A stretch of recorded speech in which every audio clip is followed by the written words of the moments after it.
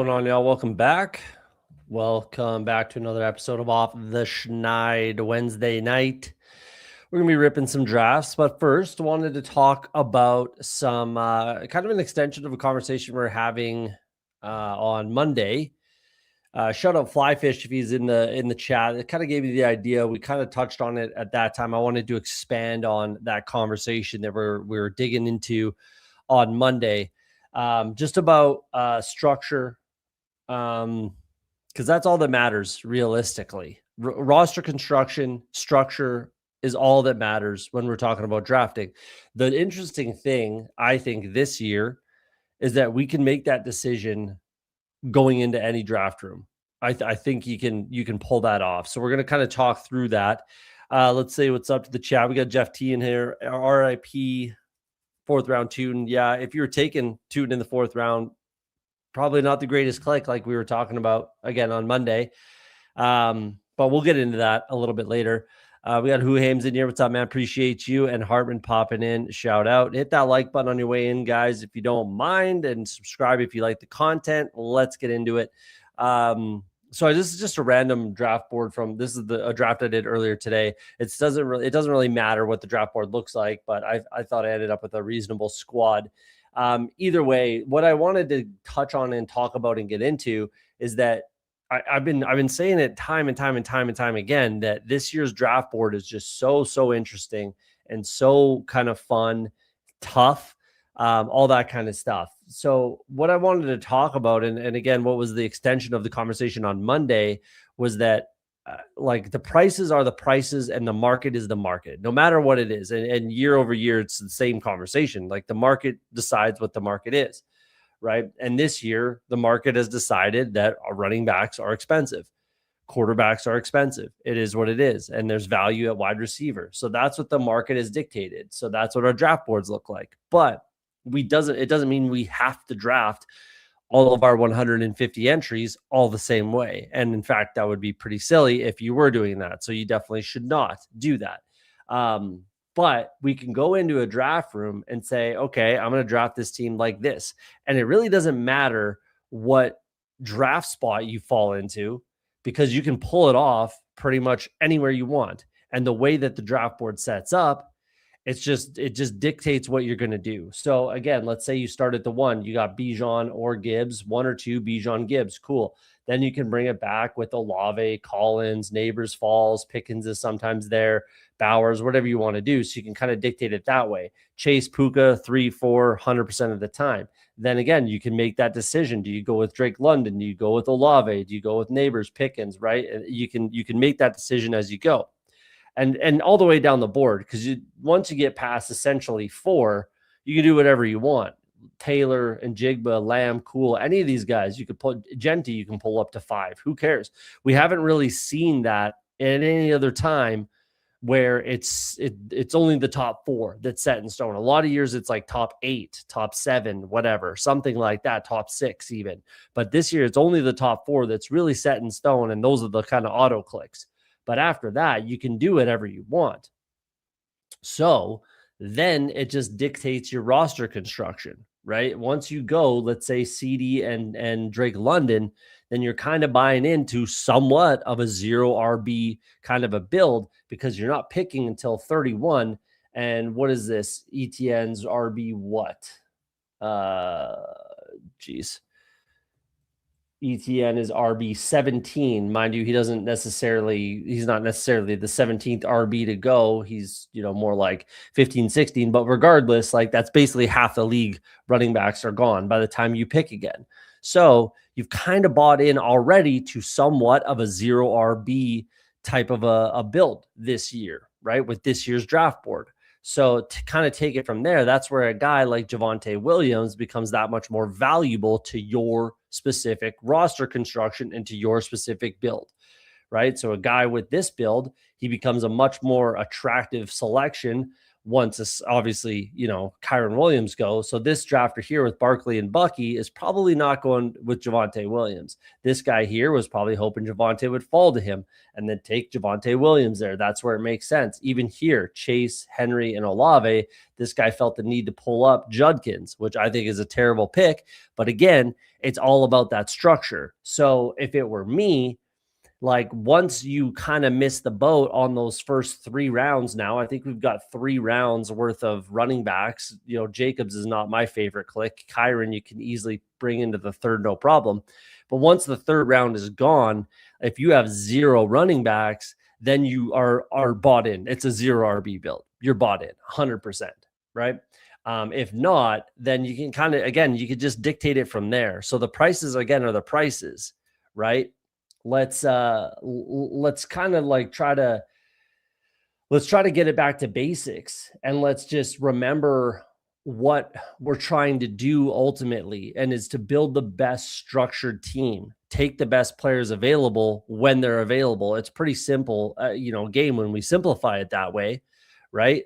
So let's just remember that that's what we can do. And again, like previous years, last year, year before, whatever, previous years, the draft board didn't necessarily dictate that, right? Like you could go into a draft room and be like, I have to wait to see if I'm pick 9 or pick 2. If I'm pick 2, I can build this way. If I'm pick 9, I can maybe build this way, whatever. You have more options. This year, you could pull off whatever build you want to do at any position. So it's nice to kind of have that luxury and be able to like purposefully build your portfolio, if you will, right? Which I need to do a little bit more 0 RB, where it's literally, and not even maybe taking a Javonte, maybe even pushing it further, right? Some proper 0 RB builds. It doesn't feel good, and it's maybe a little nerve-wracking, but you have to kind of have some of that in your portfolio. I believe you have to have a little bit of every type of build in your portfolio. So where I don't have enough of is 0 RB, where I'm taking 3-4 running backs to start off the build, or you mix in one of the onesie positions, a tight end or a quarterback, which then allows you to have some flexibility with a free pick, where you go 2 quarterbacks, 2 tight ends, whatever it is. And then you get a free selection somewhere. So you can throw some volume at wide receiver. You can throw some volume at running back, whatever it is. But again, it's just a build off of, Monday's conversation about pricing and how it is what it is. We just have to take a little bit where we can, right? I think you should be I'm mixing in all of these running backs, maybe not as much McCaffrey. He's kind of a soft fade for me, a little bit of Cook as well. And, HN, I have Genty and Hampton, and even Barkley Love, I might like more than those guys. So I have a little less, exposure to them. But beyond that, like I said, you can pull guys up from anywhere. The Genty's the number 12 ADP, and you can easily pull them up to 5 and not look like an asshole. You know what I'm saying? So again, it's just very, very achievable where it wasn't in years past. So now we can use what the draft board has given us all, to intentionally build our portfolio out the way we want it, without kind of missing anywhere realistically. Like, you used to have to decide that I'm not taking, there's probably 3, maybe 4, but 3 probably definitely first round picks that you were just kind of fading, or at the very least soft fading. Whereas this year, I don't think you should be fading any of these guys. Even taking a 0 Christian McCaffrey is kind of scary. I'm not doing that. I haven't faded anyone completely in the first round, which has never happened for me. I always have at least 1 or 2. Last year, Genty and Justin Jefferson were fades for me in the first round. This year, I'm not really fading anyone. I'm kind of wanting a little bit of a little piece of everybody. So again, I can use that to create different builds and build on my portfolio that way. So it's just interesting, and I wanted to expand on it a little bit. Which team only got 1 starting quarterback? There's only one team that only gets 1 starting quarterback this year.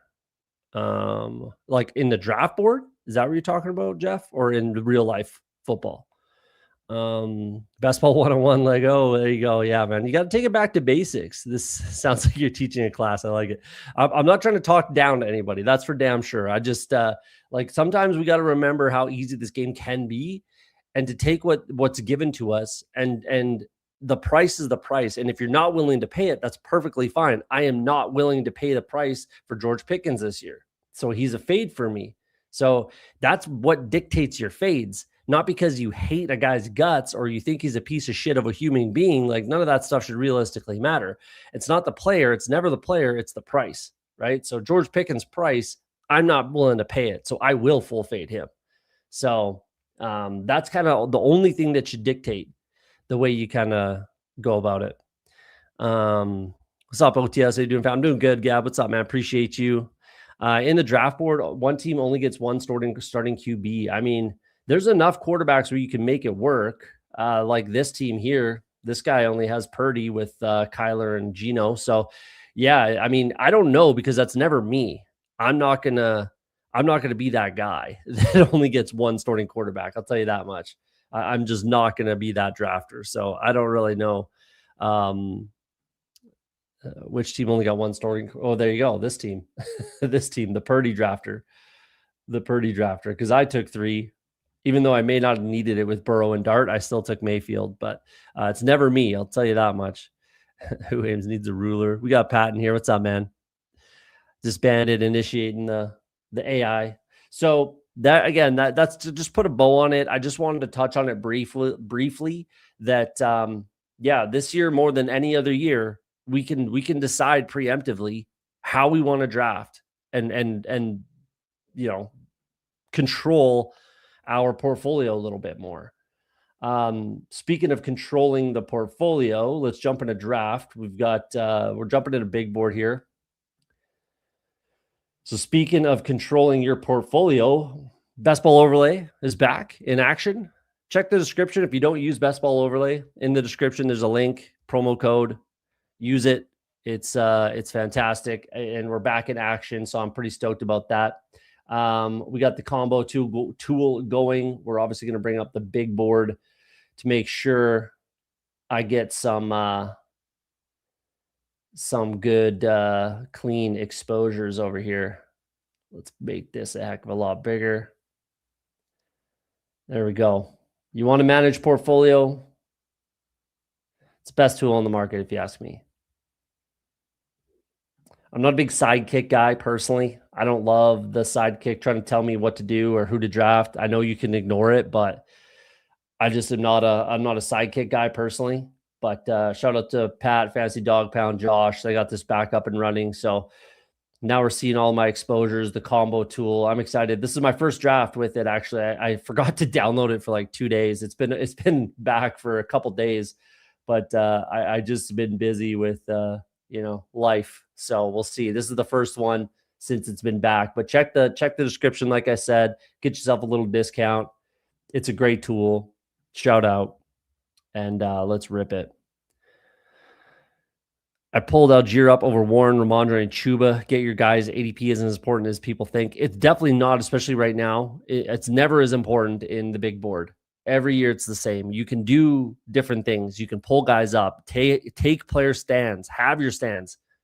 Absolutely, this is the time to do it. I think that's close. I would definitely take Algier over Chuba. The fun one, obviously, is the Chris Rodriguez signing. Got more guaranteed money than Dowdle, and who's the other guy? Someone else as well. Algier, I think, actually, yeah. More guaranteed money. Played with Liam Cohen in Kentucky. At Kentucky. There we go. Had a great season. I really liked Chris Rodriguez out in college. I really liked him out of Kentucky. And this is exactly the kind of running back I've been saying for the past week or so, or last few episodes, about who the Jags need to bring in. It's not Rachaad White. It's a guy exactly like Chris Rodriguez, big body guy who can do that goal line, role for them. He's different than the two running backs that they already have. So that makes tons of sense. That's literally the exact type of running back that I've been kind of calling for them to draft. What's going on here? Why is this not showing me my exposures? Let's see if we can get this working again.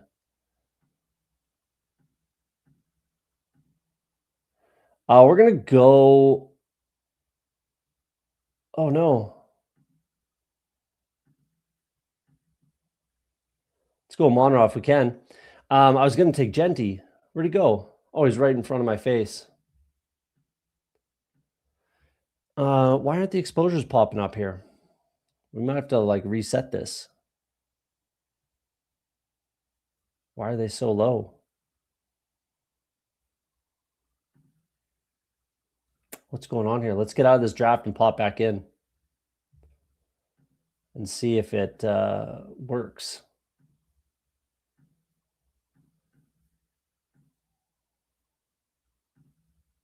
I don't know. Pat, if you're still in the chat, what's going on?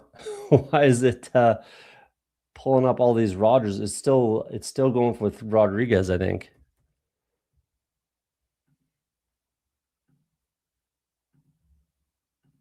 Okay, let's see if we can get this to work.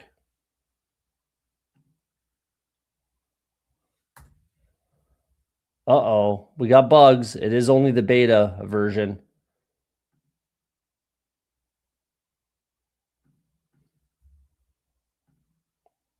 Well, that's not really working. That's unfortunate.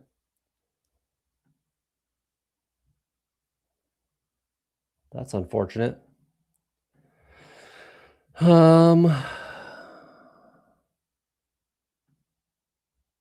Drafted all-tour to all-star team. I don't even know what that means.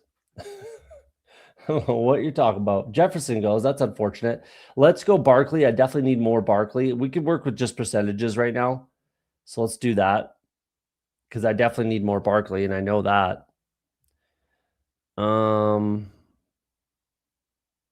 Hulk smashed potatoes. What's up, man? Appreciate that. I don't like I don't like people telling me what to do. I'm telling you to breathe and blink. Chris Rodriguez has been efficient with his touches. Absolutely. I think it's a great signing. I really do. I think it's a great signing for the Jags, and he's going to have a role. I'm going to be drafting Chris Rodriguez. I'll say that. Wanted to start Seattle over B-Rod, and Rivera overruled him. Yeah, I could see that. And I think that would have been the correct. Is that actually true? I never heard that, but I would believe it. So log out of the draft and go back in. Got your thumbs up. Tell me a good bedtime story. Also try refreshing. There we go. Let's try to refresh this sucker. Let's see if that works.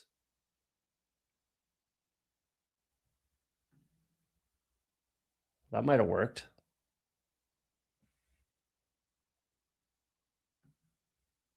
Let's not search for players for the rest of the draft. All right, we'll try to make this a little bigger.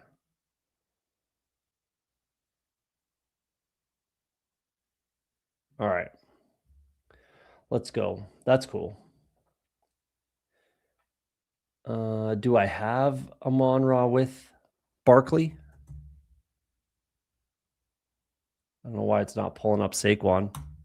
That's all right.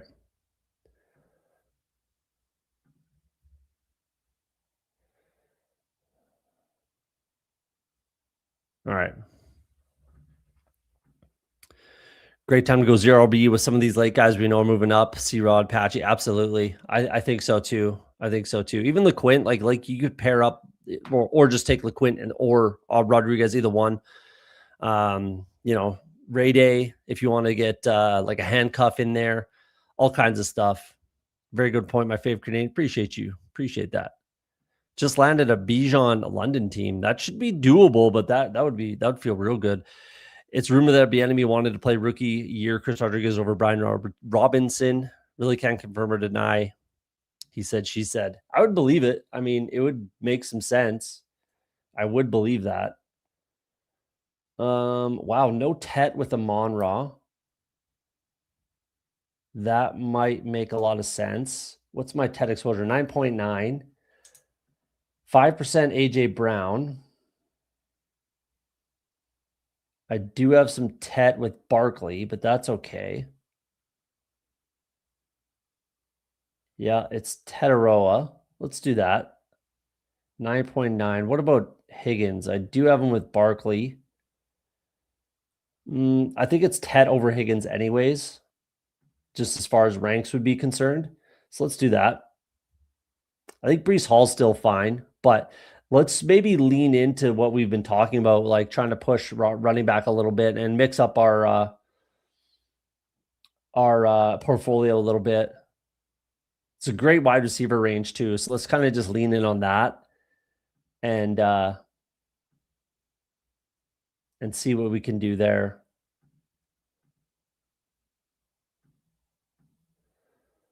A lot of Lad. I might go with Burden. 5.9% Burden is all I'm looking at. I might take a click here if he's still there. Thoughts on Tootin? Tootin's fine where he was going before. Like I didn't really. Actually I think he might have to fall a little bit now, a little bit, but not a lot. I think he's still fine. Let's make this click and then we'll pull him up and kind of take a peek at it where he's going. Maybe I'll bring up Igbuka here. I don't 20% lad feels scary. There goes Igbuka. Tons of Terry, but he's just a ridiculously good click in my opinion. I'm not huge on Zay, but I might go down that road. Let's do Zay. I probably would take Lamar with him. Though I was just saying the other day, I'm kind of trying to mix up not taking Zay Flowers with Lamar Jackson. I feel like a lot of people are doing that, maybe a little bit too much. So I kind of want to get a little bit unique with that. But let's talk about this Tootin situation. So 11.9%, that's fine. 64 ADP. Give me Montgomery over Tootin. I think Tootin and Warren are fine in this range. Stevenson's fine. I think he falls to probably into the 70s somewhere. And Montgomery continues to rise, maybe just takes his place kind of thing. And that's a guy I need way more of. 1% Montgomery really hurts my feelings. So I need way more Montgomery. But I think he's getting pulled up a little too high. Though, as I was saying with Jerry, I was on Jerry football last night. Like, give me Montgomery over Scadaboo, over Judkins, and they're going, 20 picks ahead of him, which is silly. Haven't clicked Scadaboo once, and the Judkins click was a bully. I got bullied into taking him by PPR Tyler, which I wish I never did, but it is what it is. That'll be my only click. I might have to just pull up Montgomery, but that doesn't feel good when he was going in the 120s. So I don't know. We'll see how that goes. So my thoughts are he's fine. I do think he needs to fall a little bit. But I still think he's an okay click.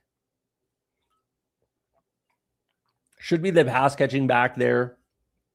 I think all three are okay to click a little bit. I really do. It takes an injury, but all three I think will get some play. All three with Etienne, Tootin, and LeQuint Allen got some run last year. So throw in C-Rod, and C-Rod doesn't play as much as Etienne did. So all three I think are okay clicks in the right type of builds and structures. We're kind of, again, we're bought into this kind of zero RB structure. Tootin goes there. I think that's a little aggressive. King of QC is a solid drafter, so not going to judge him too harshly, but I think that's a little heavy. It's a weird range right here. I don't really like it. Let's take a Brian Thomas Jr. share. I don't have a lot, and I do want to be under field, but not by that much. Around 6-7%, I think feels fine there. Didn't see Minnesota keeping Aaron Jones. That was surprised me too. I thought the Pittsburgh Steelers, if Aaron Rodgers was coming back, which could signal something that Aaron Rodgers does not come back, but we'll see. It can hurt Jordan Mason a little bit, I suppose, but I'm still clicking Mason, though he should, level out. I think Jordan Mason, he was rising like crazy. Nice Kupu. Yeah, I had quite the follows in my stream about 30 minutes ago. Good night to be drafted with all the overreactions and different interpretations of news. Absolutely. The combine, free agency, all these times throughout the big board season, there's so many different kind of movers, news movers, ADP movers sort of thing. All available is patched this week end, by the way. Perfect. That'll get fixed up. That'll be good to see. We're good now. I can definitely draft with like this. So we're in good shape. Not as easy to get Zay Lamar as you think. If you can get that combo, it's on the front half of the board, not back half. Fair enough. I think I'm 8. I guess that's back half. Yeah. I think Swift is kind of too good of a click right here. But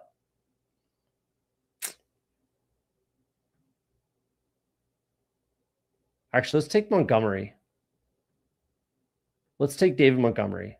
I need a little more. That's a solid pick 65. That's kind of where he should rise to. If Tootin falls, then he should rise. I think that makes sense. So let's do that. I need more Montgomery for sure. I like him in that offense a lot. Yeah, I have some Zay with Lamar though, so I just don't want too much. I just don't want them paired together all the time. You know, it is easier on the front half, and if it does make sense when you click Zay and then Lamar staring you in the face, it's kind of an easy click. I'm just trying to not have them paired together on every team. Is kind of all it is. Where I would have done it in this team, but here we are. I think he might go up Tootin. Interesting. I don't think he should go up. I mean, King QC took him at 55, so that's quite a bit higher than he was going. I'm not sure I quite would agree with that, but if that's your take, then go nuts, man. Absolutely. I'm not going to tell you not to. It's just not what I'm particularly doing. If you turn it off, that should still work. I just refreshed and it worked out, so we should be all right. I'll just refresh if I need it. Debo now puts you behind the hole versus early Demo drafters. That's fine. It is what it is. Again, like the price is the price, man. The cost is the cost. I like him in that offense, and I need more. So the cost is the cost. It is what it is. Either like I don't think that that's a reason to never draft David Montgomery. If you miss the boat, it doesn't really matter. Catch up, pay the price. Now I just get a different, what are we looking at? 10th, 11th round pick, 9th through 11th round pick. I just get a different guy than David Montgomery was. Like, it is what it is. I'm okay to pay the price is what I'll say. The cost is the cost. The price is the price, and I'm willing to pay it. Only have 1% Tootin doesn't feel good. Fair enough. You got to get your shares, but I would kind of wait to see a little bit. It depends on how many, drafts you have left too. Like I've got 60 or so I can catch up. Again, the David Montgomery thing, I can catch up on that. Anything that happens right now, essentially, I can catch up on. It's just, am I willing to pay the price? And typically I am. So let's go to Barkley.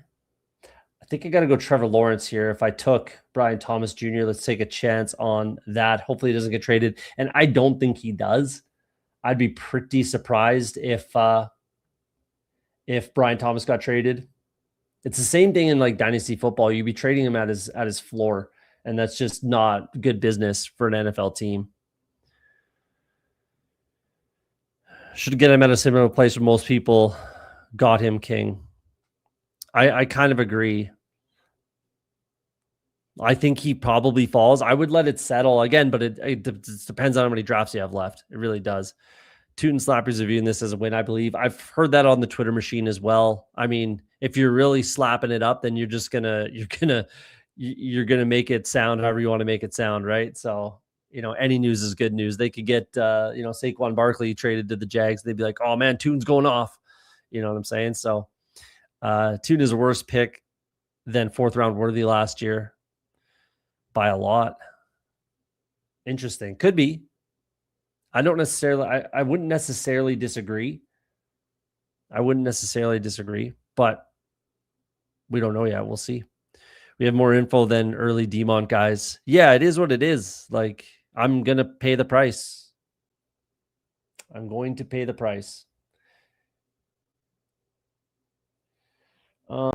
Do I keep pushing quarterback? I could. I don't mind Dart here. I don't mind them. Do I need more running back? It would kind of be Algier. I've got 18% and then 20% Dowdle. Those are kind of guys I was clicking. Let's go Dart. I think that's a fine click here. Let's go with that.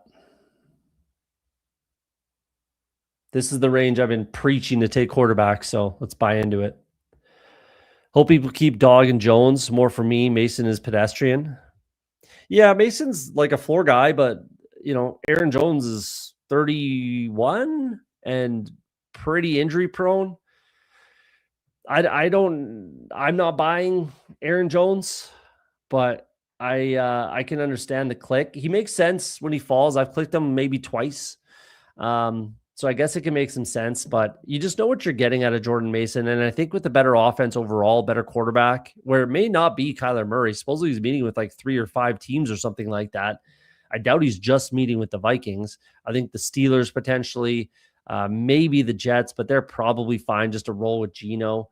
But it could be some other teams in there. Hard to say exactly who it might be, but we'll see. I think it's basically the Steelers and the Vikings are kind of the only 2 teams realistically that would make some sense for Kyler, that I can really think of. I thought the Falcons, but Tua going in there now, or when we got the Tua news, the Falcons don't make any more sense for Kyler. I thought that could, but here we are. But yeah, Jones isn't necessarily for me personally. My best ADP team last year finished 12th place. ADP is overrated. Yeah, I agree. Again, especially in the big board, it's extremely overrated. Yeah, 35 drafts. Then you got to get your guys. Like if you want a certain exposure, you want a certain percentage, then you got to click them where they are. Again, it does not matter like where they went earlier in the draft or early in the draft season, right? It does not matter. I'm telling you. ADP means nothing, especially right now. Just get your guys, get your exposure, get your structures. The cost is the cost. Don't not draft a guy because he went later earlier. That is like literally the worst draft strategy, in my opinion, that you could employ is like, oh, I can't draft this player because they were going, I don't care if it was double the ADP, which is basically true for Dave Montgomery. He was basically going double 120 overall, and now he's going in the 60s, right? That is not a reason to not take him. We can't play the game that way. We just can't. 3% Blake Corum. This is where it gets interesting. Like, is it Blake Corum or is it Jadarian Price here? I mean, let's go Corum. But in a vacuum, I think Jadarian Price could be the proper click when we're talking about those two. Dowdle's fine here as well, though I think he should drop a little bit, which is kind of where right now where he's going. He could go between there you go. There goes Dowdle. That's fine to take him there. But I think Price has some good landing spots in the draft, Seattle being a big one. I think he could end up being the correct click. But let's take Corum in this one. I mean, 3% is a little low is what I'll get at with Blake Corum. So let's mix in some Blake. 27% Denzel Boston doesn't feel good. 25% Jennings is a little on the heavy side. I might have to slow down there. Shout out Best Ball Overlay, man. I'm stoked to have it back. This is really good to know. I was just kind of drafting in the blind before. And yeah, this is good to have it back so we can even out some exposures a little bit. Sadiq goes before Gadsden. I still think Gadsden's a completely fine click. So let's do it. Decent fall on him. Love the offense. Let's get some Gadsden in this squad. Though I am pretty highly exposed. Not the end of the world. Pappy Slappy at 28% Tootin through 55 drafts. There you go. Sam Sherman's tweet was great. I don't know what we're talking about. Who Hames. I didn't see it. You have to constantly adjust your ranks. You do. But have your takes, like your player takes, like overrule your rankings, right? Also structure, like how are you drafting? If you need a wide receiver here, take a wide receiver that you have ranked similarly, unless you're getting some extreme value at running back, right? So yeah, adjust your ranks, but I think your player takes should take precedence personally. Jared Price, very live for Seattle in the late first, maybe like, yeah, literally 32nd, maybe. That's possible. They're also a candidate to trade out to the early second round. We'll see, but disagree 100%. Drafting Demo at 160 or 120 versus 60 is a huge advantage in this contest. The 1v1 massive tier differential. It is a massive advantage. Of course it is. It doesn't make me not want to click David Montgomery at 60. Like that doesn't, we can't say that David Montgomery is now off my board because he's going in the 60s where other people were getting him in 120s. Of course it's an advantage. That's not the conversation. The conversation is the price not worth it anymore? Is bottom line what it equals. Is David Montgomery too expensive? Is his ADP too expensive where he's not going to pay off? And I still think that there's room for him to pay off for sure where he's going. So I'm going to pay the price. I'm fine with that. It's an advantage or a disadvantage, I guess you could say, but it is what it is. Like there's no other way to, express it. It is what it is. And I'm going to have to pay the price. Bottom line. I think Diggs is okay here. I got him in the 130s earlier today. I'll be interested where he signs. But like, he can still play, right? I was worried last year when he tore his ACL coming back, and I lost. That was a terrible take by me. I did not draft Diggs last year, and I wish I did. And he can clearly still play. So I think we should be drafting him. It's just where's he going to land? The surprise exposures are kind of a kick in the nuts sometimes, to be honest. Montgomery won't have the Lions offensive line blocking from this season. Texans O-line sucks, in your opinion. I mean, they have done quite a bit of work to it. So I think that they're going to be a lot better this year. And David Montgomery can make up for more, shortcomings than someone like Woody Marks can for an offensive line. We're only looking for the slightest edges to win the contest. Which side would you rather be on? Again, Gab, I get it, man. I don't disagree. That's not the conversation, dog. Like, that's not the conversation. The conversation is his price too high to pay? And for me, no, it's not. That's all that matters. It doesn't matter that people got him. You can't not draft a guy. You can't. I mean, maybe you can if you have like Jerry football. Dude had 30% David Montgomery in the 100s to 120s. Great. Maybe he can say, I'm not going to draft him because I have him at whatever cost, though we just drafted him last night in the 50s because, again, it just makes sense. Like, he's still a good click no matter what. We're going to take Cam Ward here. No matter what, he's still a good click unless he starts going in the 40s. It is what it is. So, yeah, I mean, it's a different conversation.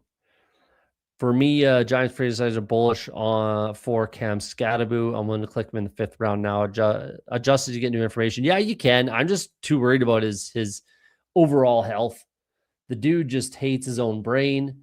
And after that was a pretty gruesome leg injury. So that's concerning enough. But the fact that the dude is a walking concussion is concerning for me. He's still going to have to fall for me to get on board with Cam Scatteraboo personally. Though I understand the guys clicking them. It's just not for me personally, but I can understand if you like them, go nuts, click them. I get it. And maybe that's a miss by me. I just got 144 Diggs, latest I've seen. Dang. Yeah. I mean, I probably could have got him here at 137, but I knew I wanted to take Ward. So it was either, or Mendoza. So I could have like pulled up Mendoza there and hoped that Diggs was there. So I figured I'd just click him at a little bit of a discount. He could still play. So I got him at about where was I? Or no, it was 133 maybe? Because I think I was the 12 pick, something like that. I could be wrong. Team over player. I'd rather be on the side with the most points at the end of the year, and ADP doesn't dictate that. Agree.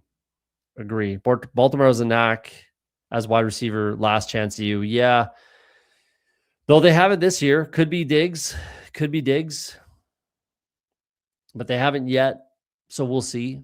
It wasn't Mike Evans, We'll see what they do. New coaching staff, new regime, so things could change. Things could be different. Yeah, we'll see. Every week is new information, is a new information window. Exactly. It's way different. The big board is way different than any other time of year as far as information and ADP shifting on a dime. That's fair. That's a fair statement. You can say that. If you don't like the price, don't click them. That's the bottom line. I don't mind the price, so I'm going to click them. So that's that. Again, that was the whole thesis of this show, this conversation for this show is like the cost is the cost. The market has dictated the price. Are you willing to pay it or not? That's all you need to decide. And I am with David Montgomery. If you're not, I get it. Like I understand. That's fine. What if he's mega smash you need though? You'd want to be in no matter the price. Exactly. I like David Montgomery a lot in that offense. A lot. I'm not as concerned about the offensive line as obviously other people are. And yeah, I think Stroud really has to improve this year. He kind of has to be a bit of a guy this year. Otherwise, it's kind of borderline like career ending for Stroud. So this is the year that he has to be. So I am buying David Montgomery. I only have 1%, so I need more regardless, and I'm okay with the price tag. We're going to go like this. We'd have to refresh that, so we're not going to worry too much about the exposures down here. Need some running back help.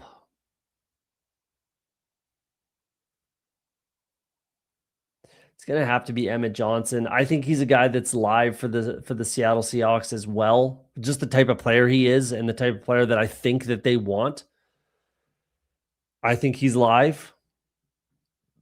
Though he wouldn't be until the second round, obviously, which is fine. If he's, the last pick in the second round, that's definitely okay, more than okay draft capital for a running back, considering the situation and how barren they are at running back right now. So I think EJ is live, though I'm almost 40% Emmett Johnson, and that's scary. Don't get me wrong.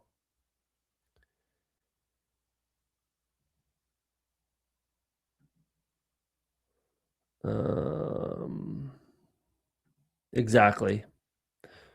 Is he worth the price or not? CLV is overrated. As someone who gambles a lot, CLV is just icing on the top of a good bet. Never should be the main reason you take a bet. I agree wholeheartedly with this. Very much so. Very much so.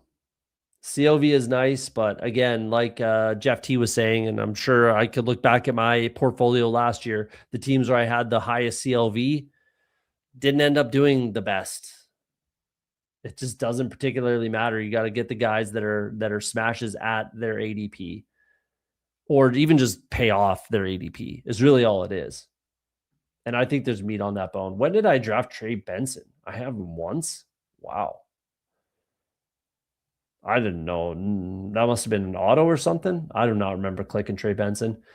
All the tight ends get gobbled up here. That's a little frustrating. Trey Harris gets pulled up. I hate this entire range. I really do. Therefore, let's just bring in Eli Stowers.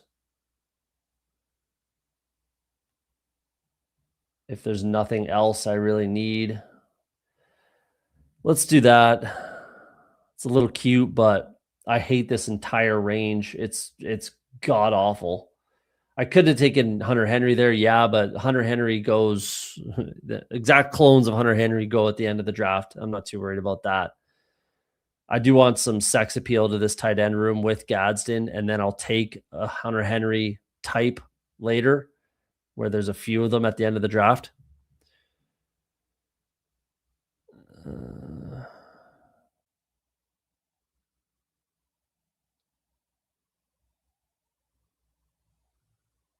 Yeah, exactly.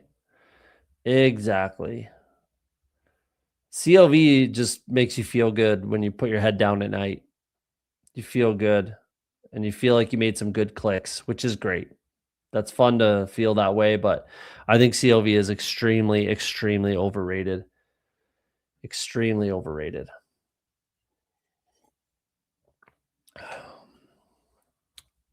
I'm a little unsure about this team, if I'm being honest, but that's how it's going to feel when you do like a mini zero RB type of thing. That's how it's going to feel. That also dictated why I take David Montgomery. You could say Swift over Montgomery, but I would probably in a vacuum disagree with you. But yeah, when you do this zero RB type of situation, this guy did as well. He's got Warren, Gainwell, so he goes, oh no, used to be double Pittsburgh, obviously not anymore. And then Spears, yeah, so tough looking room, similar to mine. This guy got Travion, Hubbard, Bill, and Zach Charbonnet. So that's in a rough spot. So yeah, if you don't get 2 running backs in the first 3 rounds, or borderline potentially 4 if you want to include Javonte Williams in there, it's not going to feel good. It's really not going to feel very good. I think I have to go with Katron Allen, though I'm 40%. I just think that, again, he's live to have a role in a lot of different offenses. So let's take him there.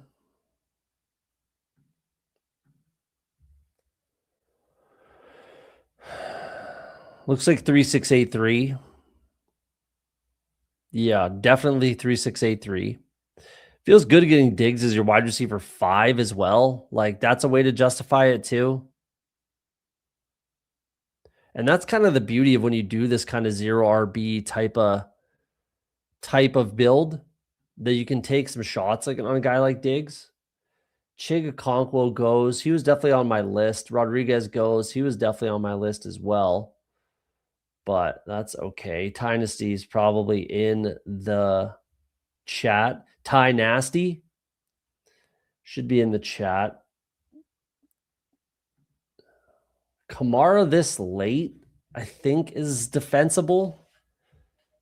And there he goes. Okay. I think Kamara there is pretty defensible.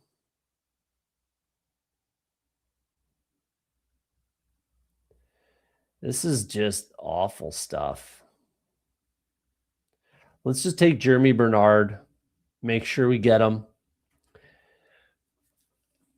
Because I don't have to take anybody here. There's really nobody here that you feel like you have to have, I don't think. 20% Allen still coming down. I'm not clicking him again. Even in the last round, I don't think I'll be taking Allen. So that's a conversation of like the opposite of what we've been talking about with David Montgomery, right? Where I have a bag and I don't need any more. So yeah, when you're taking a handcuff, you don't want 20% of a handcuff. You know, I was taking him thinking he had a good shot to be the starter there, but here we are. So it is what it is.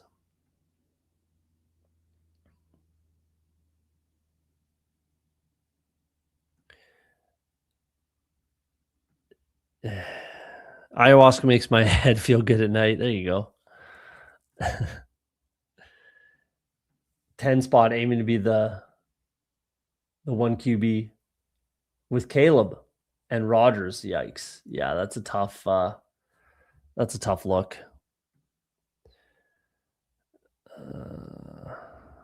Good picks, except when you need wide receiver. Dynasty. Oh, wow. Oof. Wide receiver room's a little tough, I'll say. Yeah. 5 straight non-wide receivers. Structure looks okay.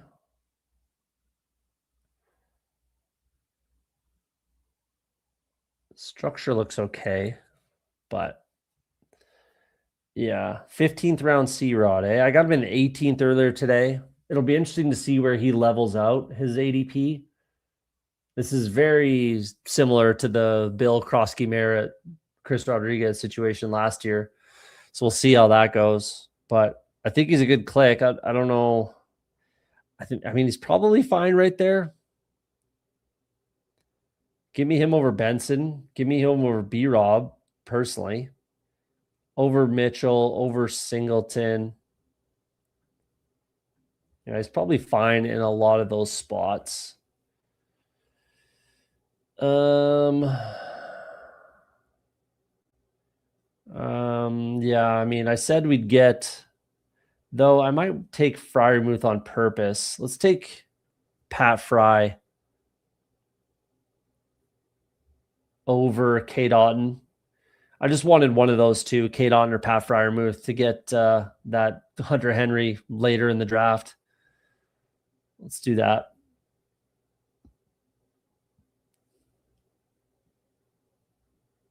So I need one more running back, two more wide receivers. Wide receivers are fine. I thought I saw Naylor go way early there. Where'd he go? There. Nap Ball might be in the chat as well. 16th round Naylor. Okay. Okay. We'll see where he goes. Obviously rising, but we'll see where he goes. Flournoy goes a little earlier. That's fine. Tesla goes pretty early. Wide receivers might start rising. We'll see. That's interesting.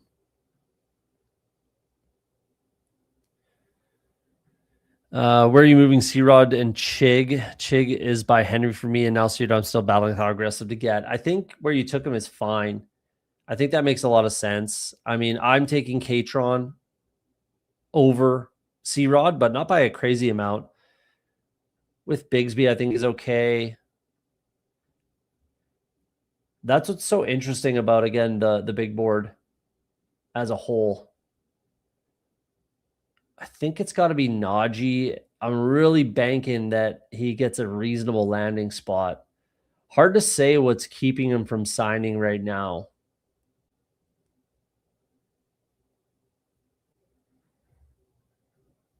18th round Najee is perfectly fine as long as he gets somewhat of a reasonable landing spot. Like he's not going to get signed and fly up the board.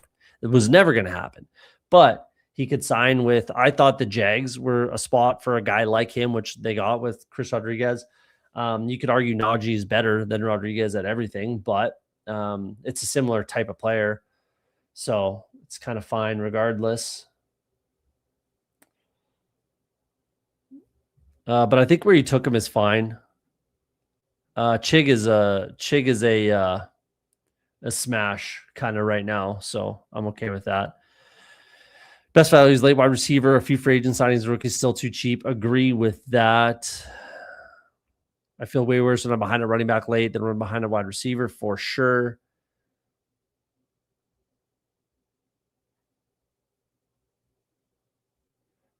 There's some value down here, Lumsky. I think there's some value. Back to the point about structure. Don't push QB to be the guy with only one QB. Too many people in the room is aggressively targeting 3 QB teams. Yeah, I think like you get some fallers. I got a little bit of a fall on a guy like Dart. Just take them where they're at because a lot of them, like there's always runs of quarterbacks, right? So right here, 3 straight, 3 and a few picks, 3 and a few picks, 2, 3, 4 straight. Right. So there's these pockets where you kind of have to pick off one guy kind of here and there in these pockets. You can't just miss completely on all of these quarterback pockets is my kind of take on it. Maybe I'll get a little more Isaiah Bond right here. Only 3%. Let's get a big play kind of guy. Actually, let's do Tyquan. If I'm only 1% Tyquan Thornton, let's do that. Let's get a couple more clicks there. I definitely want at least like 4% Tyquan Thornton. I think would make sense and is kind of prudent. Bond is fine. 2% Williams, that's good. 10% Skyler, I'm okay with that. 2% Bryce Lance, I'm okay with that. Devontae can make some sense, but I have Zay, so I don't necessarily want to go down that road. Yoshivas could make some sense here. Or Bond. There could be more meat on the Bond bone than on the Yoshivas bone.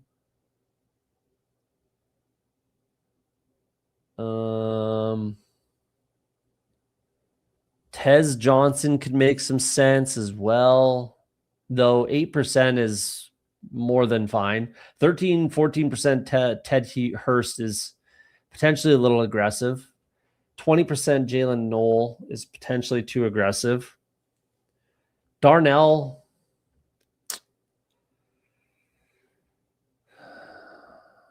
yeah, I'd rather take a shot on Isaiah Bond. Let's do that. Reasonable squad. 3683, Trevor Lawrence, Jackson Dart, Cam Ward. Let's get this off here. Sorry, guys. Trevor Lawrence, Jackson Dart, Cam Ward, more than enough. Barkley, Montgomery, Corum, Johnson, Allen, Najee. Pretty light, but I wanted to buy in on that type of a build.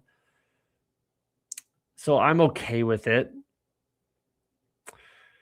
Like, if this is DeAndre Swift instead of Montgomery, does it look any better? I don't think so.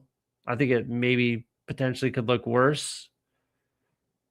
Price instead of Corum, then these two rookies don't feel as good.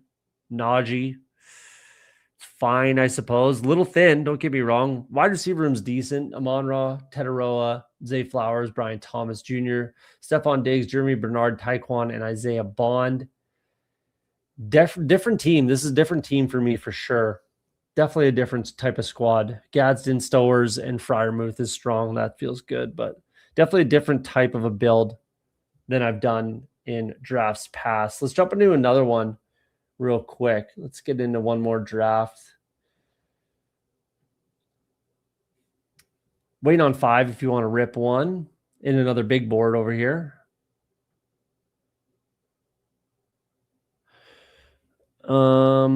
Zero RB doesn't feel good ever, but it's won many championships for a reason. Yeah, I think this year might be a little different, but we'll see. We do have to zig when everyone's zagging a little bit. So again, I think you got to get some in your portfolio.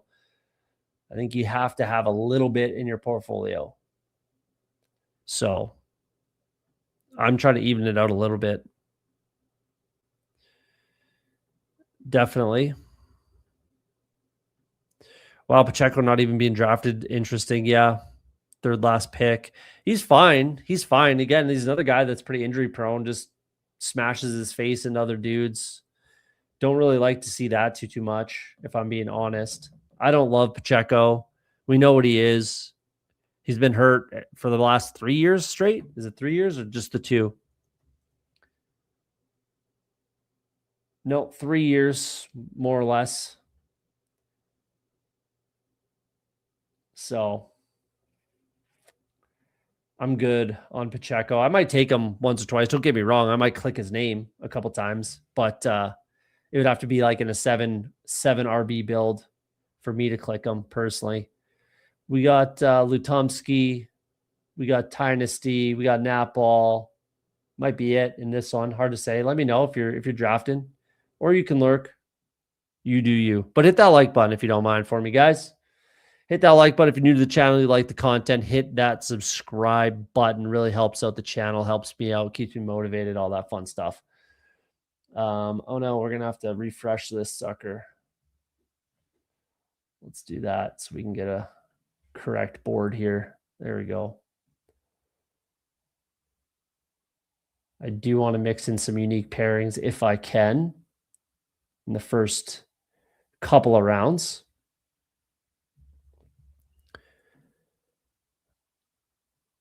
Yeah, definitely didn't get paid. They could still add. Sione Vaki, that's, yeah, it's fine. I don't know if he's actually going to be anything or not, but they could draft a guy. I think Katron Allen would make some sense there even. Let's pull up, not pull up Genty. Let's going to pull up Genty there. Let's just take, I guess, another Amon-Ra.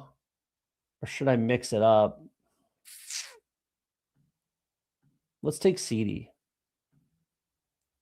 Let's just mix it up a little bit. Get a little fun. 50% with Jeremiah Love. That's interesting. I have a lot of Jeremiah Love, 23% down from 30. I had about 30% Jeremiah Love previously. Chuck couldn't be Kareem Hunt, far from a lock to make the team. I would agree with that.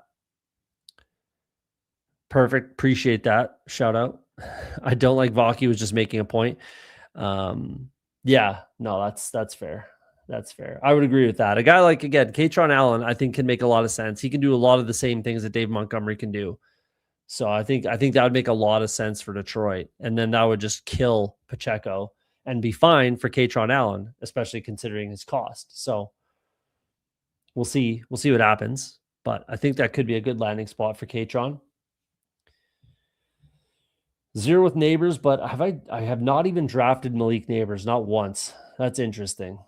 I'm going to have to get some, I think, but I just don't like the price. I really, really do not like the price. Not a lot with Hampton, and I think that he is kind of a smash. A little more with Barkley. So let's take Hampton. A little bit of falling value. Somewhat unique for me.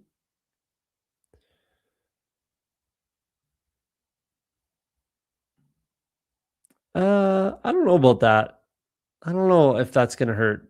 I think that'll be okay. Let's pull up the offensive line quickly. Because it's not like Love's going to share the backfield with any team. If it's the Titans, if it's the Giants, if it's obviously the Commanders. So they added Cordell Volson for my Bengals. Decent ad. Maybe not even a starter, though. And Austin Schlottman, who was, I think, the backup center behind, what's his name? I can't remember the center. Very good. John Michael Schmitz. Yeah. The backup center. So he's now the starter. Comes with Dable. So that's a good sign from the Giants. CJ Latham playing right tackle where he should. Dan Moore playing left tackle. That's quality. Peter Skronsky. Kevin Zeitler's gone. Cordell Volson could slide in there. That's a pretty quality offensive line is kind of what I'm getting at. So I think the Titans are a fine landing spot for Jeremiah Love. I really do. I would think that Tony Pollard, I've been saying it for a few episodes, maybe about a week or so, but I'm saying for a few episodes. If Love goes to the Titans, I don't think Tony Pollard's a part of that team. It just doesn't make a ton of sense, but I do think Tajay is there. So I'm not particularly drafting Pollard, but I've been drafting a fair amount of Tajay. So yeah, that's kind of how I feel about it. But I'm really hoping it's the Commanders. That's my hope for sure. Wow, Malik is still on the board. Malik Neighbors, I definitely click him there. I'll tell you that. If he comes to me at 33, I'll be jumping for joy. I wouldn't expect it, but wow. Pick 28 for Malik Neighbors. Is Napball going to get some falling value there?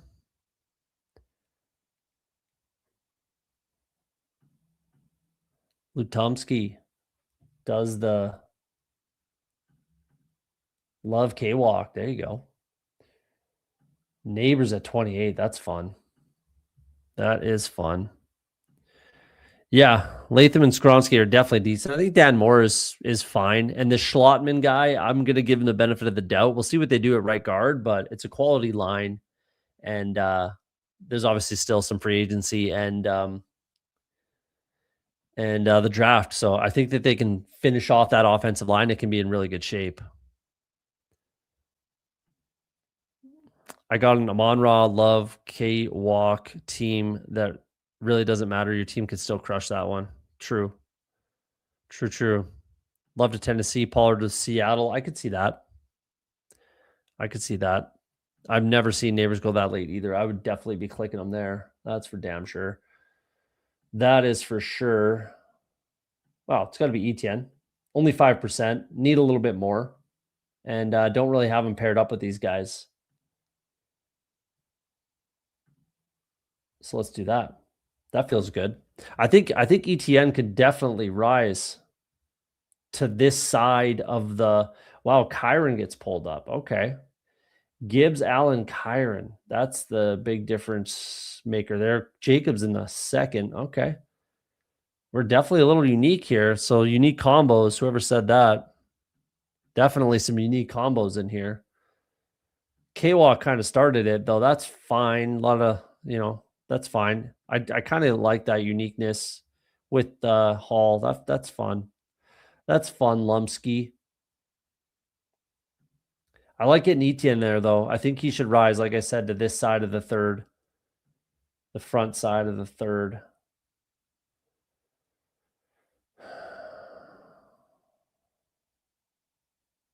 I definitely need wide receiver. Let's take a Luther Burden share. He's rising and I'm falling behind. I said I want to be basically at the field, and that's kind of where I'm at.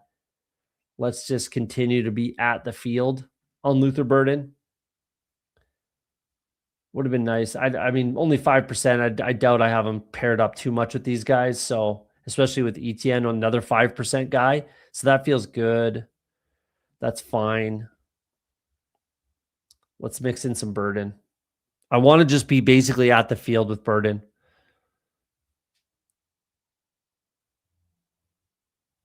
Yeah, Nico fell. I was hoping Nico or Neighbors somehow. Neighbors, no way. But Nico, still no way. But you never know. Even Olave fell quite a bit. So again, these running backs, either you're going to pay the price or you're not. That's I keep saying it. Either you pay the price, you pull them up, or you don't. Round 3 Neighbors is epic for sure. But I mean, it kind of hurts them taking Jacobs. Then this is no longer kind of unique, like Puka, Neighbors, Jacobs, no one bats an eyelash, right? So that's kind of interesting that's how it went.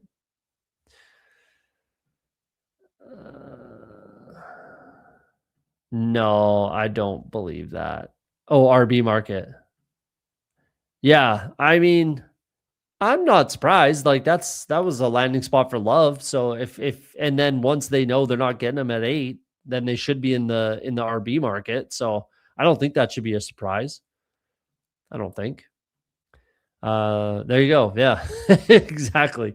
Literally, it's not at all. I guess he pulls up Brian Thomas Jr. to get some uniqueness there, but yeah, flip Jacobs and Neighbors, and it's the same thing. Reaching season. I think it's just a late night draft is what we got going on here. So Loveland goes kind of where he should. Igbuka falls a little bit, I think, there. Garrett Wilson, a little bit of a fall. Williams, I think, is a bit of a pull up. Little fall on McConkey. Interesting. Pull up on Javonte. So who got pulled up in this draft? Running back. Running back.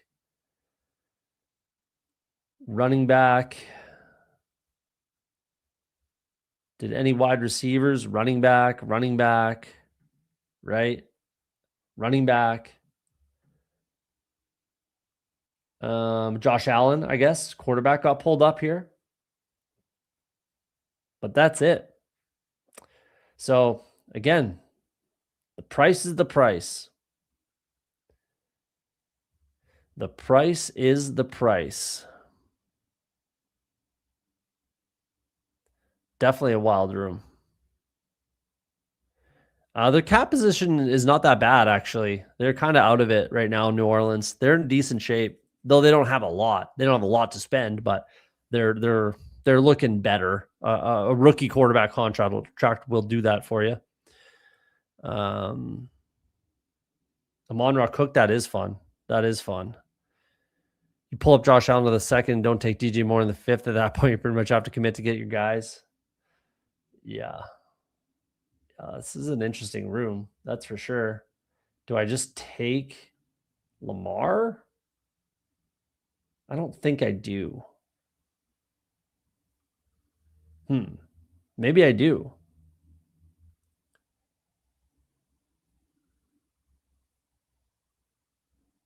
Let's take Lamar.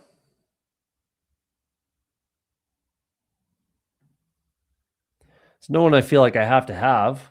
Let's take a Lamar share. I think that makes sense. There'll be wide receivers or running backs on the other side here. or I can bring in another quarterback, but I don't think that makes sense.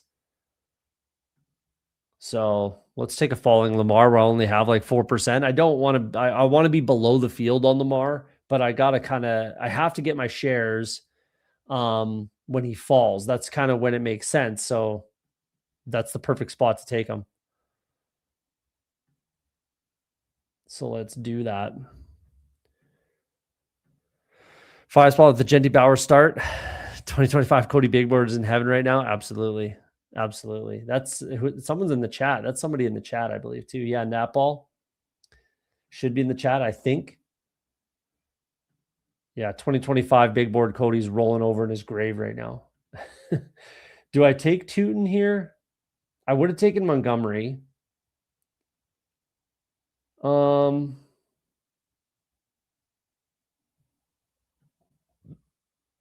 Let's take Jordan Tyson. Again, I'm below the field right now. I want to be just kind of at field, right at ADP. I don't want to, he's not a guy I want to pull up. It's either that or I guess I could have taken Swift there, but or Tootin's fine as well, I guess. But I would have taken Montgomery if he was available. That would have made some sense to get him there, but that's okay. That's okay. Let's get Jordan Tyson in here.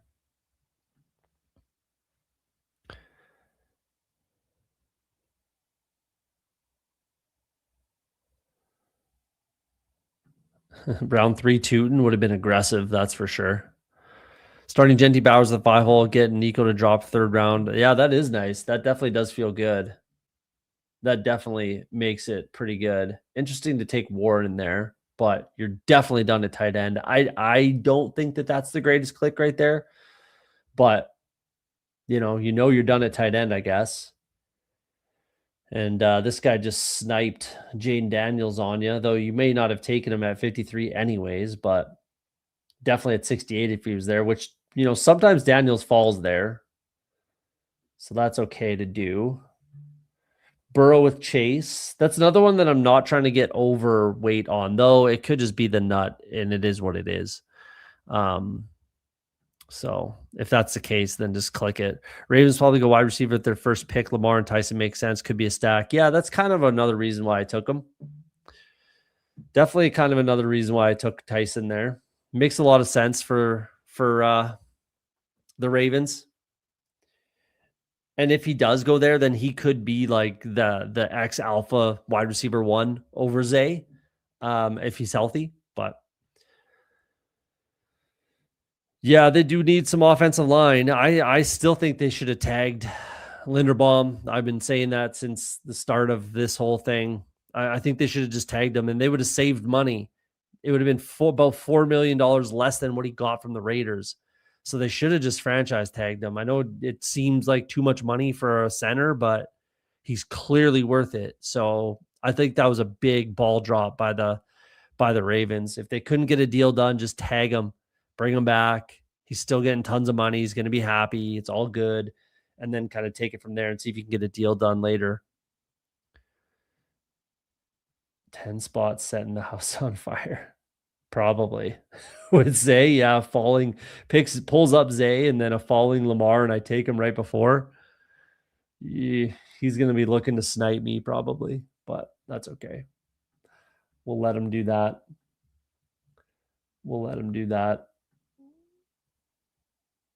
Let's see who I have. I definitely have the most CD Lamb, so let's go with that. It kind of has to be Dak then.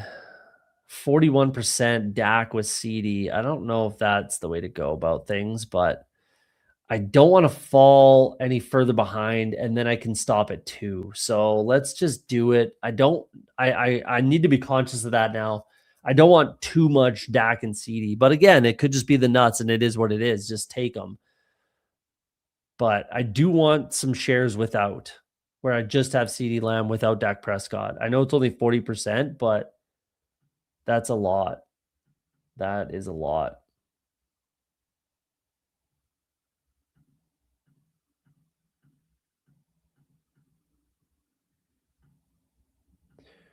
See if we can get CD back in there. It's only running backs. A little Some bugs. That's all right. It's just the beta. We're getting it fixed up. Best ball overlay. There we go. So we're done at quarterback. That feels good. That feels good to be done there. I don't mind Pittman here, but it's either Monungai or Algier. Let's take, I was kind of hoping you'd take one of these two guys. So let's take Algier when I have Burden. Let's take Algier here. Let's do that. I kind of like how this team is filling out, if I'm being honest. I need to catch up at wide receiver now a little bit. We'll see who's there in the 9th, 10th. Dowdle at 87 over Algier and Monungai. Interesting. Pretty big fall on Trevor Lawrence. That's going to feel good for Napball with Parker Washington. That's got to feel pretty good there.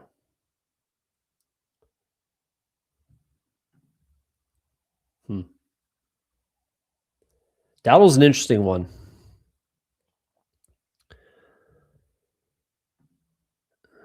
We Raiders, thank you. Yeah, that just was the worst. That might have been the biggest ball drop all kind of free agent season and off season was the Ravens just. I don't know. It just doesn't make sense. Like, why in the world do you not tag Linderbaum? I don't understand it. But yeah, the Raiders definitely win that one. They're happy. I think it's fine to give him that guaranteed contract too. Like maybe 27 is aggressive. Yeah. 27 million for a center a year as fully guaranteed. I get that, but man, it's pretty safe. It's a fine contract being only a 3-year deal. So it's a great job by them, but the Ravens are in rough shape now as far as their offensive line. They brought in John Simpson, that helps, but losing your like the best center in the NFL right now, arguably, Creed Humphrey's quite good too, but arguably the best center in the NFL right now, losing that, it's not good. And he's not replaceable at all, not even close. So no one in free agency and no one in the draft is going to replace Tyler Linderbaum. So good luck. Dropping in to leave a like. 33 watching, only 21 likes. What are y'all doing? Appreciate that. Hit that like button, guys. Hit it. Takes 2 seconds. Just click of the mouse. That's all it takes. Your 2 QB stance may save the room from being doomed at the position. Well, they're welcome then. Kyle Monungai almost makes it back to me. I would have clicked that there probably. Yeah, I'm just not clicking another quarterback. I don't think it makes any sense. I can't spend that kind of draft capital on quarterback and then take another. I would have taken Pitts there, but that's okay that he's not there. Nice. Wandale's still there. That is wonderful that he's just staring me in the face. I will take Wandale Robinson, run to the bank with that one. Yeah, 100%. 100%. Elite center to pair with your rookie quarterback is prudent team building. Absolutely. That's why he's just worth it. A 3-year deal too, fully guaranteed. It's fine.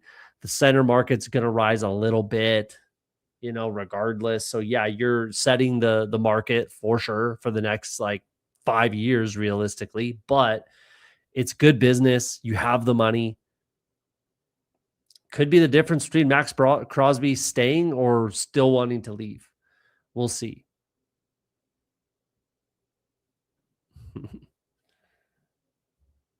I'll take Jennings.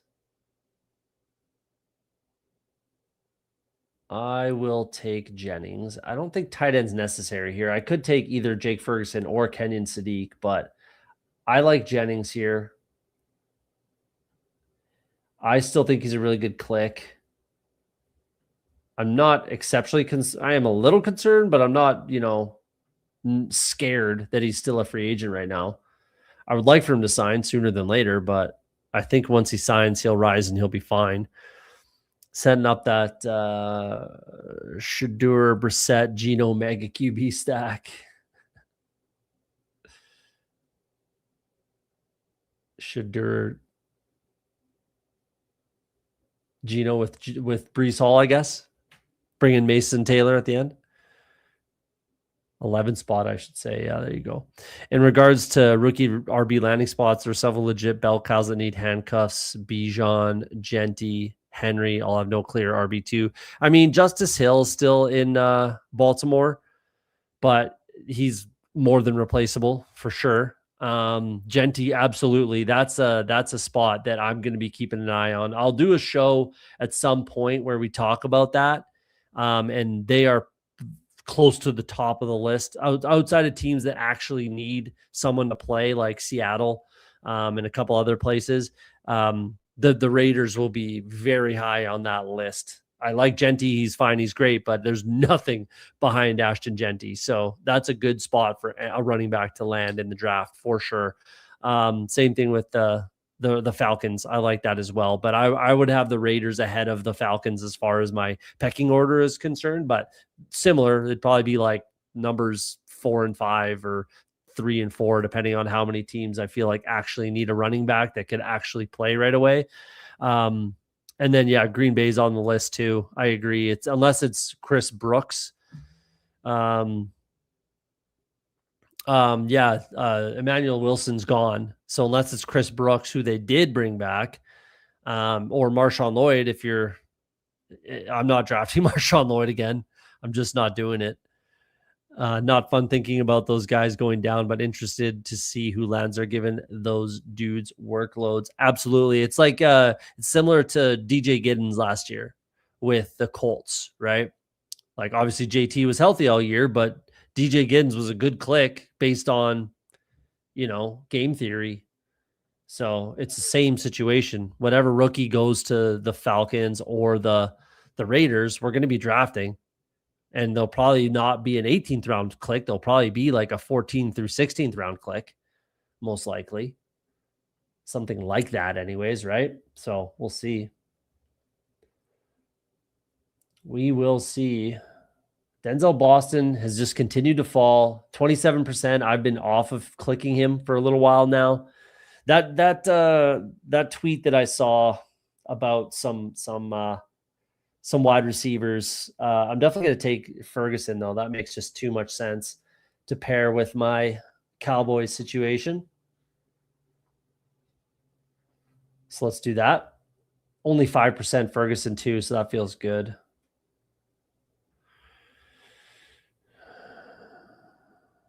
A weak running back class. Most of these rookies are probably fighting for number 2 roles. Definitely are. But that's fine. There's still value there, and injuries happen. There's still value in the number 2 guy. Almost every backfield is split to some degree, and there's going to be roles for the number 2 on most teams. So I'm okay with that. Yeah, you could count Gibbs and JT there, I suppose. I've clicked Giddens a couple times this year. So have I. Like 2 or 3 times I've clicked DJ Giddens. It's the same situation, and arguably like he's more ready to play, I would say. So hopefully he has a bit of a better, run out, I guess. I'm going to pull up Mark Andrews here. I think he's an absolute smash right now, and it makes sense with Lamar. So let's do that. And I think he's going to start to rise. I don't want to take the risk that he's there a couple picks past ADP. I think he rises with the likely official signing elsewhere. I think Andrews has to rise. So I think he's a smash. Yeah, let's do landing spots. Seattle currently loves draft team, probably best landing spot, honestly. Loves draft team, probably best landing spot, honestly. Like Seattle for Love, that's never going to happen. But I think it's basically Commanders, Seattle. I may be missing a team, and then those high ranking kind of backup roles like the Raiders and the Falcons. I think that's kind of the pecking order. So right now it's the Commanders. The Commanders are the number one landing spot for every skill position. It was tight end before Chig. It's still running back and it's still wide receiver, realistically. I think it's the number one spot. Do their 1 and 1 next year, who knows? They could. That would be aggressive. I mean, that would be aggressive. I'd be pretty shocked if they wanted to do that for who? Tennessee's pick, unless they do it on the day, like if he falls and it's like the Giants or whoever, they can kind of play it by ear. The Browns, I think, are somewhat live to take Love, even revamping their entire offensive line. They could do it. I would be surprised, but I don't know if we'd ever be surprised what the Browns do. Yeah, I don't know. I'd be pretty surprised by that one. I'd be pretty shocked. I'd be pretty shocked if they did something like that, honestly. They seem to have shown their hand, and they even outright said it the other day that I think the quote was they will probably draft a running back high in the draft. And I think that they showed their hand with both Kenny Walker and Charbonnet that they like to draft and kind of develop and then, just cheaply get a running back. They just won a Super Bowl with that. And then they were not willing to pay Kenny Walker. So again, all that stuff considered, I think they just kind of showed their hand. Wow, Chris Rodriguez in a 13th, I think is a little aggressive for sure. Nap Ball, if you're in the chat, I think that's too aggressive, personally. I think it's just got to be Debo now. I'll take Debo. Some nice value there. I think Debo is a little bit live still to go to the Rams with Click Kingsbury. And he could kind of be that, I don't know, do it all type of guy. Like we saw Robert Woods do a lot of similar stuff in that offense years ago, but he did. I think Debo can do a lot of that kind of stuff and have a role there. I wonder if he would fall if that's where he went, though. That would be the interesting thing, is does he fall if that's where he lands? It's very possible. I'm glad Likely went, because that would have been something I thought about doing. I get a free click here, and it's probably going to be a running back. So let's bring in Kamani Vidal with Hampton and kind of lock up that running back room that I think is super valuable, the Chargers running back room. So I kind of like that, where I know I'm probably going 7. Almost certainly going 7. And then probably 8 wide receivers, I think feels good. Getting some value on Debo makes it, if I had to, I could stop at 2 tight ends here, I think. Though we'll see. I might add a third. We'll see about that. If it happened and I stopped at 2 tight ends, I'm not upset. And I think it can work. So Seattle going to trade first for Achane. I don't think the Miami's going to let him walk. I don't think he goes anywhere, but we'll see. Again, I just think Seattle's shown their hand on what they like to do. So I think they draft somebody. I think Jadarian Price at the end of the first is a possibility, or a trade back, I think, is more likely. But I think they draft someone. And obviously Charbonnet's coming back eventually. And maybe they like George Holani enough. Maybe Najee Harris is still a good fit there. I don't know. 6 spot hates all non-RBs. 7 running backs. Well, there you go. He went with a little 0 RB action. Judkins, Hubbard, Manungai, Coleman, Washington, Tracy, Kamara. 7 running backs, and it's not a good looking room. So that kind of stinks. Got to make it fun, says Nap Ball. I think that's Nap Ball, right? Nap Ball. Pulling up Rodriguez. He was definitely on my list, so that hurts that he's gone. Crazy AJ Barner, Seattle's best running back. Yeah, the tush push specialist. I mean, his yards per carry isn't great, but you might be right. I luckily had 12% C-Rod in the 20th. Wow, nice. Nice. Good clicks. Good clicks. That's when it works out nicely for you. I think I had like 2 clicks in the 20th, but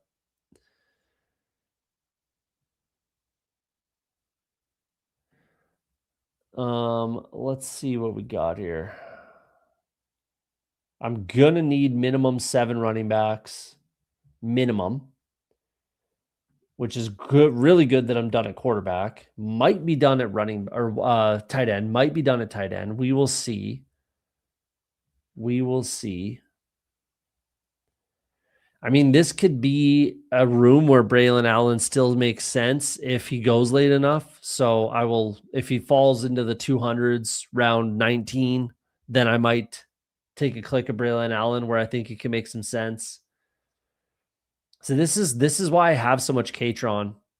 40% Katron Allen, and this is why, because it just makes sense right around here. It just makes sense to click him, I think.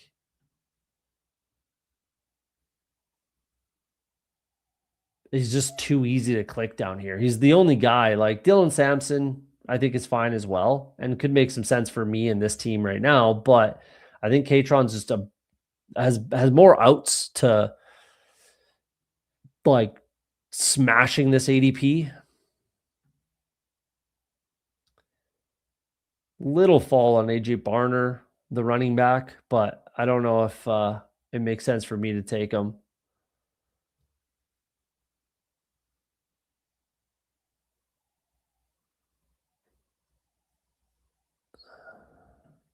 Yeah, we'll see if they do. They obviously believe in bringing in Willis right now. I think Stowers makes sense with this tight end room.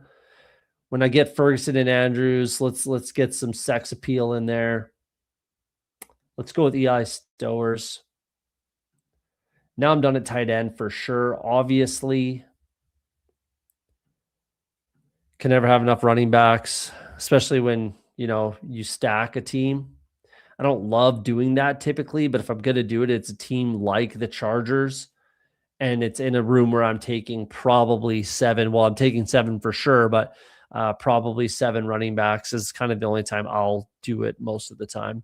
Katron's such a well-known prospect on 30% cost is real nice. 100%, like he can do everything. He can be a 3-down back. Is he the greatest catcher of the ball? No, he's not Bijan. He's not Gibbs. He's not like, he's not up there. He's not a catcher of the football. Can he catch a little like screen pass or, just an out route?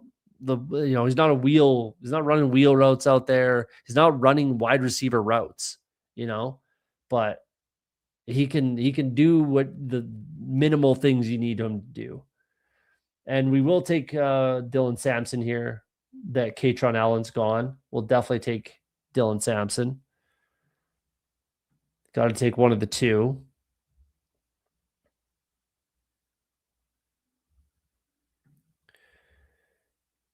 Got to take one of the 2. So that feels good. 8 RBs. He takes Charbonnet. Wow, and it's not getting any better.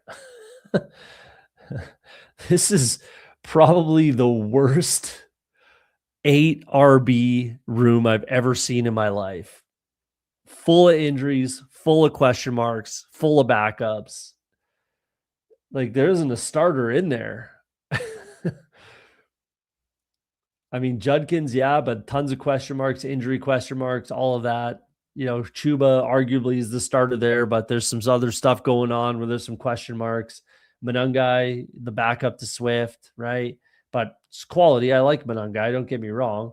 Coleman, rookie. I don't know. I'm not trying to be overexposed to Coleman, that's for sure. Pulls up Mike Washington after all the combine buzz.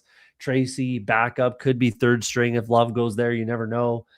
Kamara, concerns he might retire, literally, if not back up to Etienne. Zach Charbonnet coming off a friggin' January, February torn ACL. Like, what are we doing, dude? Throw volume at it, I guess. If you can take all that junk, like, Oh God. And he's the one QB team, says Jeff. Yeah, hurts. Ugh. Hurts with AJ Brown. You hate to see it, man. And he's missed the boat on quarterbacks completely. That's a tough looking squad, man. Goddard and Njoku, two still free agent tight ends as his tight end room. Wow. It's going to make this easier to advance for the rest of us. I'll say that. Yeah. Yeah. There's always one. It'll never be me. I'll tell you that. I'm never missing out on quarterbacks. I will not let myself fall behind at quarterback. Just not going to happen. Not going to happen. Running back, we did fall a little bit behind on, but getting Hampton and Etienne felt good. A little bit of a discount on Hampton, a little bit of a discount on Etienne as well. So that feels good. Algier helps Vidal. So I have the Chargers backfield. Samson with some injury concerns on Judkins. So I think we can make it work, especially when, like I said, when we're throwing some volume at it. Jeremy almost made it to us in the 17th. That would have been fun, but that's all right. Mm-hmm. Don't really like anybody here, if I'm being honest with you.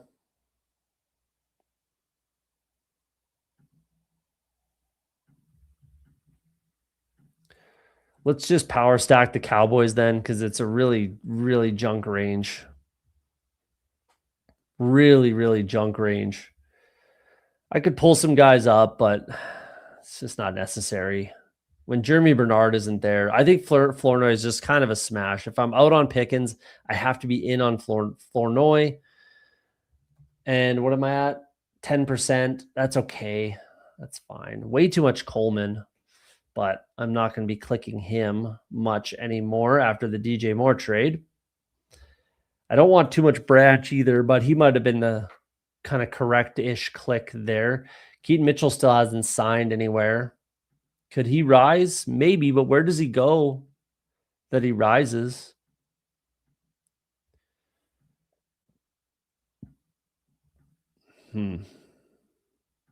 Maybe this is a time to take Keaton Mitchell, though. This could be a good time to take him.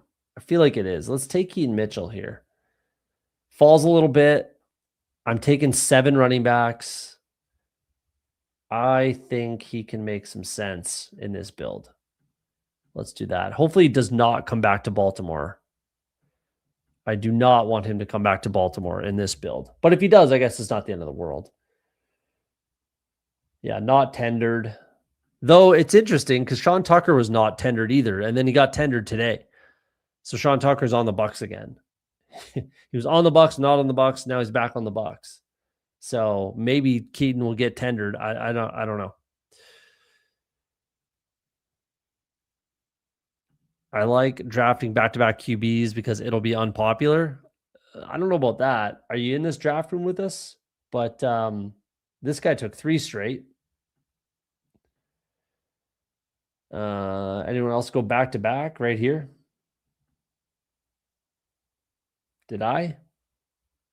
No, but pretty close. Back-to-back quarterbacks pretty common, if I'm being honest. Between rounds 6 through 8, there's a lot of 2 and 3 picks, 2 and 3 picks, 2 and 3 picks with 5 through 7. It's pretty common. 10 through 12 here, 3 straight, 2 and 3 picks, 2 and 3 picks. It's fairly common. Tua and Geno problem solved. Yeah, it does go Geno. Yikes. Kind of impressive to have 8 RBs and still be questionable at the position. Absolutely. That's almost like a skill in itself. Wasted his Hurts at 78 and good wide receiver start. Kind of, yeah. Geez, I didn't even know he got him that late. Wow, 78 for Hurts. Yeah. Wow. Yeah. I mean, in fairness, what do you do? Just don't take wide receiver running back, I guess. Just buy into it. I'd rather he took Hurts instead of Hubbard and then Warren instead of, Hurts, but Hubbard. That would look a little bit better to me. But yeah, that's a tough spot. That's a tough spot right there. Really well, didn't know it had caught on DK usually. Yeah, it's pretty common over here on the Underdog streets because it's all about round 6 through 8. It's a heavy quarterback range. I like to double tap there all the time and be done. And then if not, then I'm usually taking 2 more before round 12. So I'll double tap down here. Let's say I get like a Herbert or a Williams up here somewhere, then I'll double tap guys like, Stroud, Love, Darnold, Willis, Mendoza, Ward, Mayfield, something like that. Shuck, double tap down here, and then be done with it. I'm not familiar with the DK streets though. I don't draft over there, so I don't know how things shape up over there.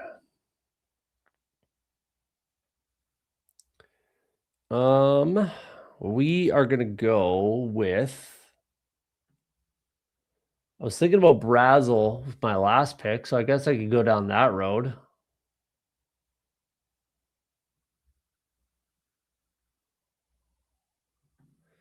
Add in another rookie. 7% currently on Chris Brazel. That's okay. Let's do that. Let's do that, I guess. And another running back to finish it off.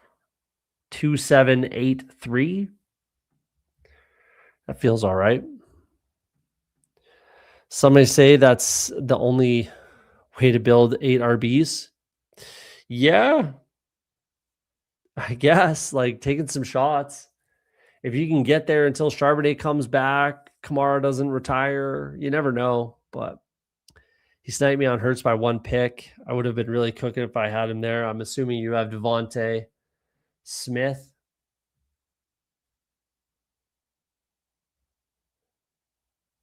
Barkley, but yeah, that's fine. I mean, he's a good click for anyone down here. David Sills. We have a David Sills sighting.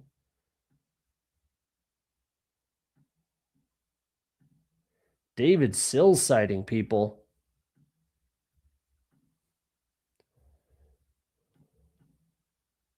QB thirst is real. It is very real.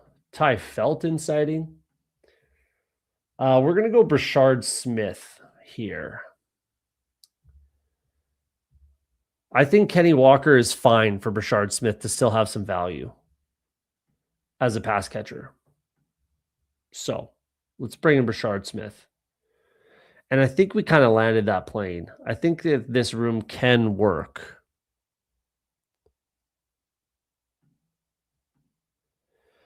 Hurts, Gino, Lamar, Dak. You're still playing checkers while 6-spot playing chess.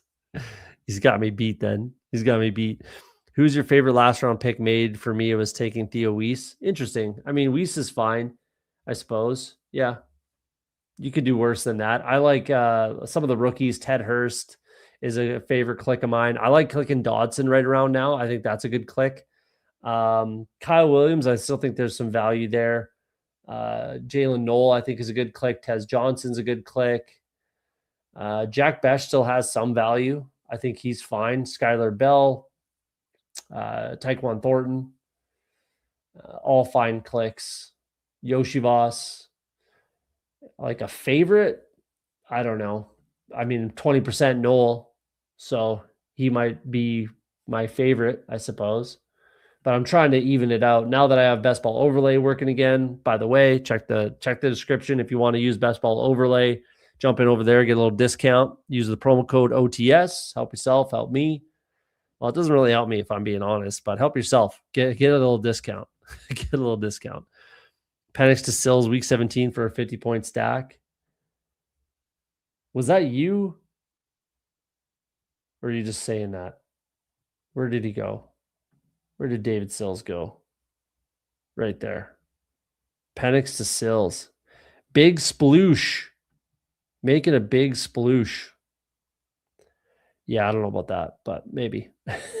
Maybe 2783. Lamar, Dak. I like that more than enough. Hampton, Etienne, Algier, Vidal, Samson, Keaton Mitchell, and Brashard Smith. I like it. I think that can work. I think that can definitely work. I like this 7 RB room a lot better than the guy's 8 RB room. I'll tell you that.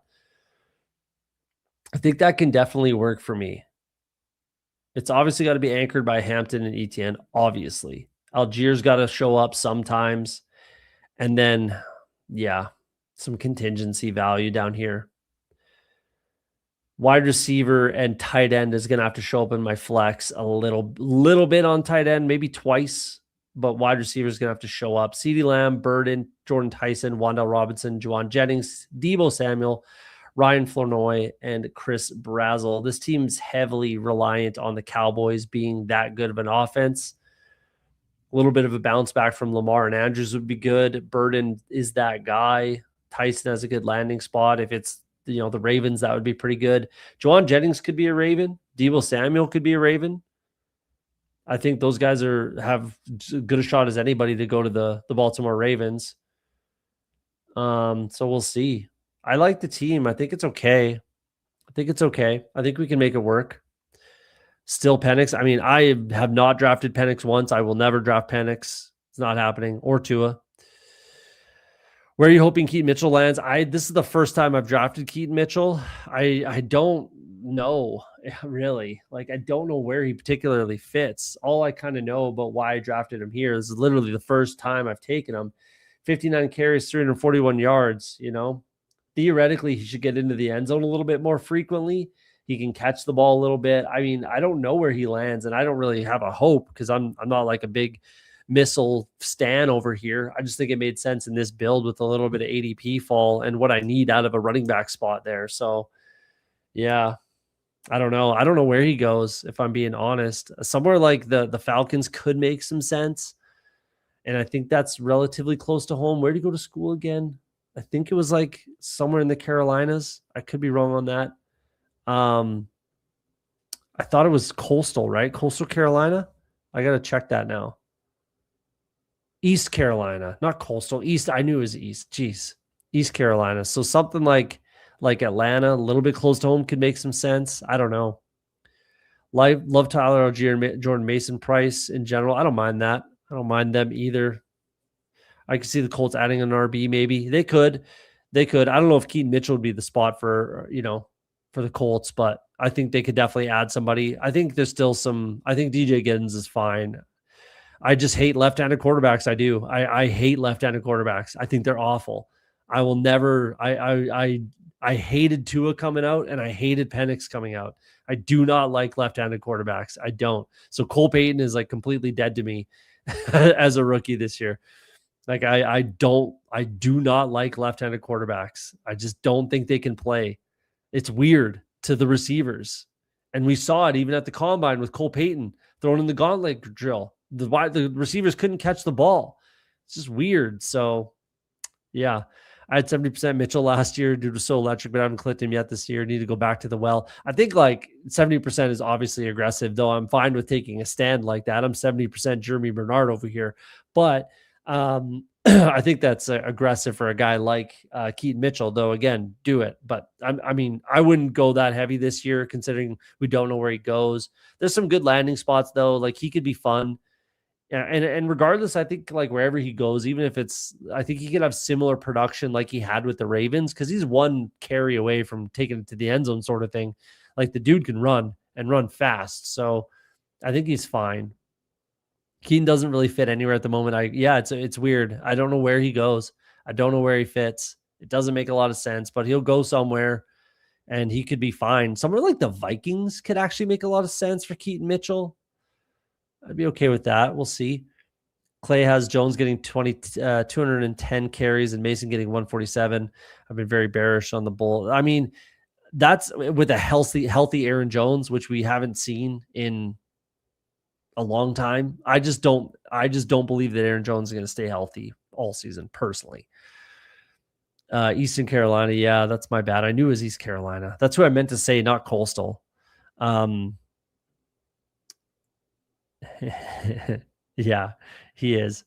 Yeah, exactly. The only, right? So I just don't like left-handed quarterbacks. I don't. I hate them. I think they're awful. I don't think they can play quarterback.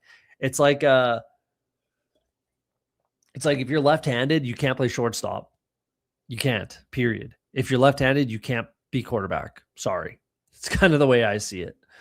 Um Hindsight not good. His metrics screens were so damn good. I thought he'd be Derrick Henry's handcuff, good offense, HN archetype. Yeah. I mean, it's fine. Again, have takes. If you're going to have a take that it's a 70% guy, should probably be an 18th, 20th round guy. That's why I'm so heavy Jeremy Bernard. I don't care. Even if he's a 0, it's not going to kill my teams. It's really not. Same thing with Keaton Mitchell. Like, I'm sure you had Keaton Mitchell on a ton of advancing teams, right? So if you're going to have conviction like that, make it an 18th to 20th round guy. Let's wrap this up and we'll get out of here for the night. We got Lamar and Dak, like we said. I can do good there. Oh, yeah, we already went over the team, so we're good. Let's get out of here. Forgot we went over the team. Isaiah Likely would be so good this year. It'd be better if we went to the Commanders, but I do like him with the Giants. I think that's fine. Hit that like button for me, guys, if you don't mind, on your way out. Trying to get more live likes. We do end up getting there typically with the rewatchers, but hoping to get the live likes up a little bit. If you're new to the channel, BKG, if you're new to the channel, obviously subscribers only, so I assume you hit that subscriber button. But if you like the content, you're just lurking in the background, consider hitting that subscribe button. Really appreciate it. We'll be back on Friday night, ripping some more drafts. Monday, Wednesday, Friday, we got the late shift covered, 11 p.m. in the East. We'll be back. We'll be drafting. Hopefully there's a little bit more news, maybe some quarterback news, Kyler, Kirk Cousins, something like that. But like we always say on Off the Schneid, if you're afraid to be wrong, you'll never be right. Hopefully tonight we're right. We win the big board. Have yourselves a great night. We'll see you next time. Peace.